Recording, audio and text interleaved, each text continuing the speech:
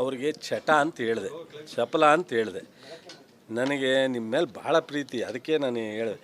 ದಯವಿಟ್ಟು ನಿಮ್ಗೆ ಕೇಳ್ತೀನಿ, ನಾನೇನಾದ್ರು ಇಂಥ ಹೇಳಿಕೆ ಕೊಟ್ರು ನನ್ನನ್ನು ನೀವು ನಡ್ರಿ ಅವಶ್ಯಕತೆ ಇಲ್ಲ ಅಂತ ಹೇಳೋ ಮಟ್ಟಕ್ಕೆ ನಮ್ಮ ಹುಡುಗರು ಚೆನ್ನಾಗಬೇಕು ಅನ್ನೋದು ನನಗೆ ಆಸೆ ನಿಮ್ಮ ಮೇಲೆ ಅಷ್ಟೇ, ಇನ್ನೇನು ಬೇಸರ ಇಲ್ಲ. ಅಲ್ಲ ರೀ, 15 ವರ್ಷ ಆಗಿದೆ KSRTC ಸಂಸ್ಥೆಯಲ್ಲಿ ರೇಟ್ ರಿವೈಸ್ ಆಗಿರುತ್ತೆ. ನಾವು ದಿನನಿತ್ಯ ಬಳಕೆ ಮಾಡ್ತಕ್ಕಂಥ ಪ್ರತಿ ಪದಾರ್ಥದ ಮೇಲೆ ರೇಟ್ ಜಾಸ್ತಿ ಆಗುತ್ತೆ. ಕೇಂದ್ರ ಸರ್ಕಾರದಿಂದ ಸಾಕಷ್ಟು ರೇಟನ್ನು ಕಳೆದ 10 ವರ್ಷ ಮೋದಿಯವ್ರ ಸರ್ಕಾರದಲ್ಲಿ ರೇಟ್ ಆಗಿದೆ.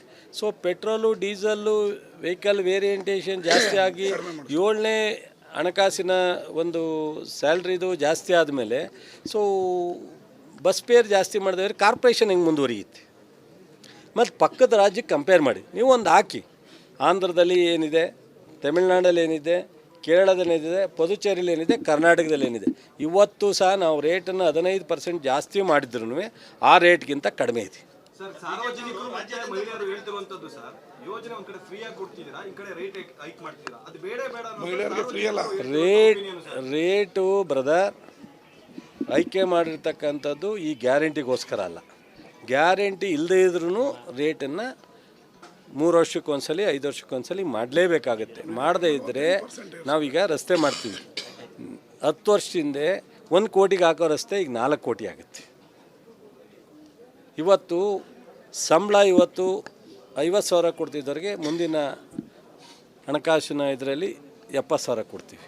ಡೀಸಲ್ಲು ಜಾಸ್ತಿ ಆಗುತ್ತೆ, ಪೆಟ್ರೋಲ್ ಜಾಸ್ತಿ ಆಗುತ್ತೆ, ಬಸ್ ಖರೀದಿ ಜಾಸ್ತಿ ಆಗುತ್ತೆ, ರಿಪೇರೀಸ್ ಜಾಸ್ತಿ ಆಗುತ್ತೆ. ಇದರ ಆಧಾರದ ಮೇಲೆ ರೇಟನ್ನು ಮಾಡ್ತಕ್ಕಂಥದ್ದು. ಈ ಗ್ಯಾರಂಟಿದಲ್ಲ, ಗ್ಯಾರಂಟಿಗೂ ಇದಕ್ಕೂ ಸಂಬಂಧ ಇಲ್ಲ. ಗ್ಯಾರಂಟಿನ ನಿಲ್ಲಿಸು ಬೇಡ ಅನ್ನೋದಕ್ಕೆ ಇವ್ರು ಯಾರು? ಅಪೋಸಿಷನರು ಹೇಳಿದ ಗ್ಯಾರಂಟಿ ಕೊಡ್ತಾಯಿಲ್ಲ. ನಾವು ಸಾರ್ವಜನಿಕರ ಪರಿಸ್ಥಿತಿಯನ್ನು ನೋಡಿ ಇವತ್ತು ನಾವು ಅವರಿಗೆ ಪೂರ್ಣ ಪ್ರಮಾಣದಲ್ಲಿ ಅವರ ಬದುಕಿಗೆ ನಾವು ಸಸ್ಟೈನಬಲ್ ಮಾಡಬೇಕು ಅಂತ ಹೇಳಿ ಕೊಡ್ತಕ್ಕಂಥದ್ದು. ಸಾರ್ವಜನಿಕರ ಒಪಿನಿಯನ್ನು ನಾವು ಈ 5 ಗ್ಯಾರಂಟಿ ಬೇಡ, ನಮಗೆ ಅಭಿವೃದ್ಧಿನೇ ಬೇಕು ಅಂದಾಗ ಆವಾಗ ನಮ್ಮ ಪಕ್ಷ, ನಮ್ಮ ಸರ್ಕಾರ ಯೋಚನೆ ಮಾಡುತ್ತೆ. ಕುಮಾರಸ್ವಾಮಿಯವರು, ನಮ್ಮ ವಿಜೇಂದ್ರ ಅವರು, ಅಶೋಕ್ ಅವರು ಹೇಳೋದಕ್ಕೋಸ್ಕರ ನಾವು ಈ 5 ಗ್ಯಾರಂಟಿ ನಿಲ್ಸೋಕ್ಕಾಗಲ್ಲ. ಯಾರು? ಕೆಲಸ ಇಲ್ವಲ್ಲ ಗುರು, ಕೆಲಸ ಇಲ್ವಲ್ಲ, ಮಾಡಲಿ ಬಿಡು ಗುರು, ಏನು ಮಾಡೋಕ್ಕಾಗತ್ತೆ? ಅದು ಯಾವುದು ನನಗೆ ಗೊತ್ತಿದ್ದಂಗೆ ಯಾವುದೂ ಇಲ್ಲ ಈಗ ಸದ್ಯಕ್ಕೆ. ಅದನ್ನೇನಿದ್ರೂ ಹೈಕಮಾಂಡ್ ಇದೆ, ಮುಖ್ಯಮಂತ್ರಿ ಇದ್ದಾರೆ, ಪಕ್ಷದ ಅಧ್ಯಕ್ಷರಿದ್ದಾರೆ, ಅವ್ರಿಗೆ ಬಿಟ್ಟಂಥದ್ದು. ಅವ್ರ ಹತ್ರನೇ ನರೇಂದ್ರ ಸ್ವಾಮಿಯವರ ಅಸಮಾಧಾನನೇ ಬೇರೆ, ಮುಖ್ಯಮಂತ್ರಿ ಅಥವಾ ಇನ್ನೊಂದು ಬದಲಾವಣೆನೇ ಬೇರೆ. ನರೇಂದ್ರ ಸ್ವಾಮಿಯವರು ನಾನು ಮಂತ್ರಿ ಆಗಬೇಕು ಅಂತ ಬಿಡಿದ್ರೆ ಅದಕ್ಕೆ ನಮ್ಮ ಎಲ್ಲ ಜಿಲ್ಲೆಯ ಶಾಸಕರು ಸಹ ಅದಕ್ಕೆ ಬೆಂಬಲವಾಗಿ ನಿಂತಿದ್ದೀವಿ. ಅವ್ರು ಮಾಡಬೇಕು ಅನ್ನೋದ್ರ ಬಗ್ಗೆ ನಮ್ಮೆಲ್ಲರ ಅಭಿಪ್ರಾಯ ಇದೆ. ಅದು ಸಪ್ರೇಟು. ಮಂತ್ರಿಮಂಡಲ ರೀಶಫಲ್ ಮಾಡೋದು, ಖಾತೆ ಬದಲಾವಣೆ ಮಾಡೋದು ಅದು ಮುಖ್ಯಮಂತ್ರಿಯವರು ಬಿಟ್ಟು ವಿಚಾರ. ಮುಖ್ಯಮಂತ್ರಿಯವರು ಹೈಕಮಾಂಡ್ ಜೊತೆ ಮಾತನಾಡಿ ಆ ತೀರ್ಮಾನವನ್ನು ತಗೋತಾರೆ. ಹೌದ್ರಿ, ಆಗಬೇಕು ಅಂತ ಹೇಳಿದ್ದಾರೆ.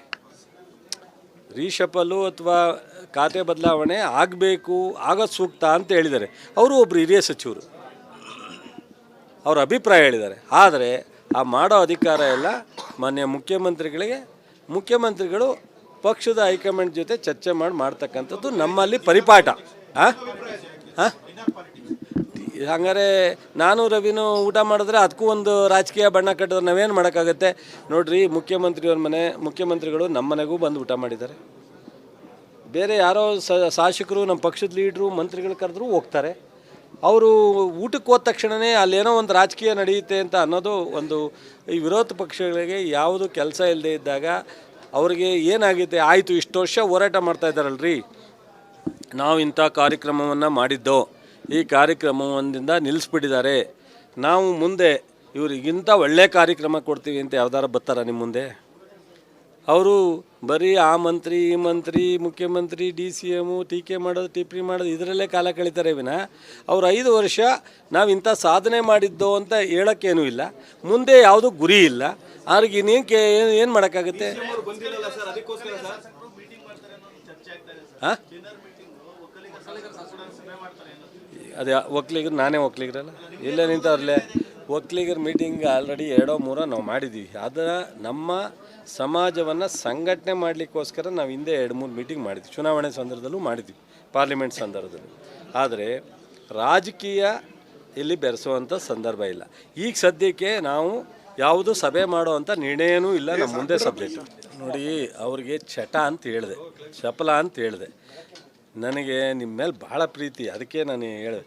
ದಯವಿಟ್ಟು ನಿಮ್ಗೆ ಕೇಳ್ತೀನಿ, ನಾನೇನಾರು ಇಂಥ ಹೇಳಿಕೆ ಕೊಟ್ರು ನನ್ನನ್ನು ನೀವು ನಡ್ರಿ ಅವಶ್ಯಕತೆ ಇಲ್ಲ ಅಂತ ಹೇಳೋ ಮಟ್ಟಕ್ಕೆ ನಮ್ಮ ಹುಡುಗರು ಚೆನ್ನಾಗಬೇಕು ಅನ್ನೋದು ನನಗೆ ಆಸೆ ನಿಮ್ಮ ಮೇಲೆ ಅಷ್ಟೇ, ಇನ್ನೇನು ಬೇಸರ ಇಲ್ಲ. ಅಲ್ಲ ರೀ, 15 ವರ್ಷ ಆಗಿದೆ KSRTC ಸಂಸ್ಥೆಯಲ್ಲಿ ರೇಟ್ ರಿವೈಸ್ ಆಗಿರುತ್ತೆ. ನಾವು ದಿನನಿತ್ಯ ಬಳಕೆ ಮಾಡ್ತಕ್ಕಂಥ ಪ್ರತಿ ಪದಾರ್ಥದ ಮೇಲೆ ರೇಟ್ ಜಾಸ್ತಿ ಆಗುತ್ತೆ. ಕೇಂದ್ರ ಸರ್ಕಾರದಿಂದ ಸಾಕಷ್ಟು ರೇಟನ್ನು ಕಳೆದ 10 ವರ್ಷ ಮೋದಿಯವರ ಸರ್ಕಾರದಲ್ಲಿ ರೇಟ್ ಆಗಿದೆ. ಸೊ ಪೆಟ್ರೋಲು, ಡೀಸಲ್ಲು, ವೆಹಿಕಲ್ ವೇರಿಯಂಟೇಷನ್ ಜಾಸ್ತಿ ಆಗಿ 7ನೇ ಹಣಕಾಸಿನ ಒಂದು ಸ್ಯಾಲ್ರಿದು ಜಾಸ್ತಿ ಆದಮೇಲೆ ಸೊ ಬಸ್ ಫೇರ್ ಜಾಸ್ತಿ ಮಾಡಿದ್ರೆ ಕಾರ್ಪೊರೇಷನ್ ಹೆಂಗೆ ಮುಂದುವರಿಯುತ್ತೆ? ಮತ್ತು ಪಕ್ಕದ ರಾಜ್ಯಕ್ಕೆ ಕಂಪೇರ್ ಮಾಡಿ ನೀವು ಒಂದು ಹಾಕಿ. ಆಂಧ್ರದಲ್ಲಿ ಏನಿದೆ, ತಮಿಳ್ನಾಡಲ್ಲಿ ಏನಿದೆ, ಕೇರಳದಲ್ಲಿ ಏನಿದೆ, ಪುದುಚೇರಿಯಲ್ಲಿ ಏನಿದೆ, ಕರ್ನಾಟಕದಲ್ಲಿ ಏನಿದೆ. ಇವತ್ತು ಸಹ ನಾವು ರೇಟನ್ನು 15% ಜಾಸ್ತಿ ಮಾಡಿದ್ರೂ ಆ ರೇಟ್ಗಿಂತ ಕಡಿಮೆ ಇದೆ. ಸರ್, ಸಾರ್ವಜನಿಕರು ಮತ್ತೆ ಮಹಿಳೆಯರು ಹೇಳ್ತಿರುವಂತದ್ದು ಸರ್, ಯೋಜನೆ ಒಂದ್ ಕಡೆ ಫ್ರೀ ಆಗಿ ಕೊಡ್ತಿದ್ದೀರಾ, ಈ ಕಡೆ ರೇಟ್ ಹೈಕ್ ಮಾಡ್ತೀರಾ, ಅದು ಬೇಡ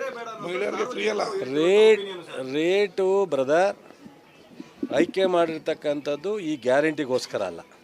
ಗ್ಯಾರಂಟಿ ಇಲ್ಲದೇ ಇದ್ರೂ ರೇಟನ್ನು 3 ವರ್ಷಕ್ಕೊಂದ್ಸಲಿ 5 ವರ್ಷಕ್ಕೊಂದ್ಸಲಿ ಮಾಡಲೇಬೇಕಾಗತ್ತೆ. ಮಾಡದೇ ಇದ್ದರೆ ನಾವೀಗ ರಸ್ತೆ ಮಾಡ್ತೀವಿ, 10 ವರ್ಷದಿಂದ 1 ಕೋಟಿಗೆ ಹಾಕೋ ರಸ್ತೆ ಈಗ 4 ಕೋಟಿ ಆಗುತ್ತೆ.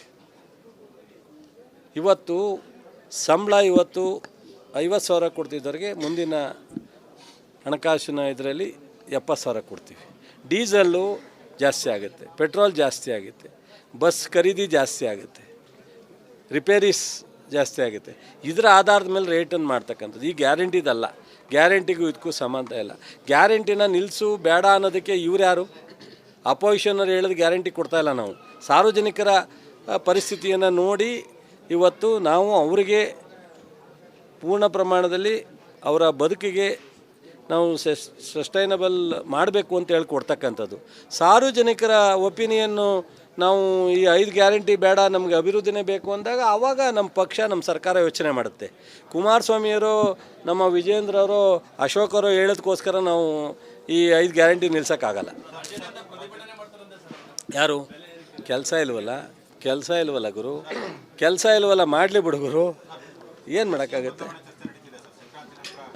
ಅದು ಯಾವುದು ನನಗೆ ಗೊತ್ತಿದ್ದಂಗೆ ಯಾವುದೂ ಇಲ್ಲ ಈಗ ಸದ್ಯಕ್ಕೆ.